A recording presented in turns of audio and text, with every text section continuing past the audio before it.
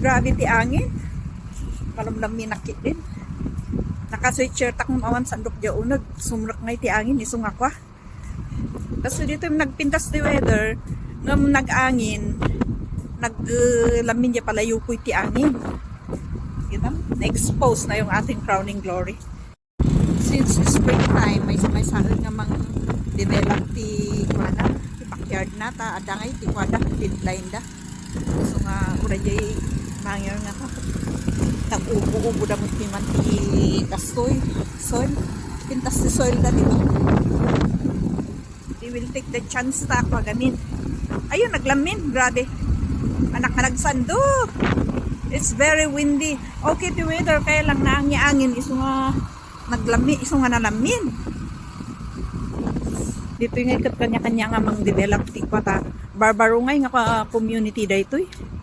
But ang na-develop ti backyard na, front yard. So, binigyan sila ng deadline para ayusin yung kanilang mga backyard, including yung mga fences in between yung mga houses. Di backyard gamin ko, tadati ko. Fence nga dapat nga i-kwada. Basta in neighborhood. Kaaruba damot di backyard kat nalpas na mo timan ti 3 days, hindi ko pati soil. All they have to do is to plant nagdatil-datil na ngayon this soil. Tapos nagplant the grass, whatever they want to do to mang-excavate di backyard yan. Kanilang backyard. New neighborhood. When we say new neighborhood, barbaro nga develop dito nga community.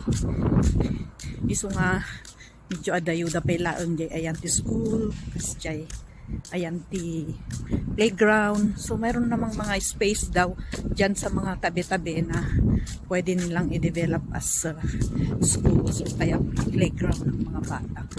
Siyempre may bahay-bahay to, maraming sigurado maraming bata. But you cannot see people loitering around. Unlike ita Pilipinas nga kakaiwara ti tao. Ito balay di makita, magnakadi nga may sakit. People are inside. They are working. Children are inside. No more damang tagyayan ti park. Namaminsan at dati makita mga pa tao nga ag-walking, ti dogs da, kasjay. Pati magladagi jay ubing, italikod. So kastoy ti biag dito yung nauli mo, very peaceful, malinis yung hangin, hindi siya polluted. You are away from the noise, away from stress. Diba? Ang stress lang dito yung mga babayarin, bills ng mga mortgages, every house, meron at merong sasakyan yan kasi necessity. Kailangan kasi yung mga tao talaga may sasakyan kasi malayo sa trabaho. Kaya yun, you have to bili ng sasakyan, babayaran yan, mortgage, houses. Kaya yung stress nila dito trabaho. How to pay their bills. So, ganun yan lang.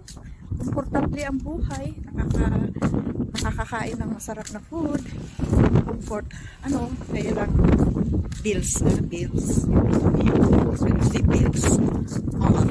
otang kasyay, di biyag dito yung Canada, otang is life, insurance, ganyan.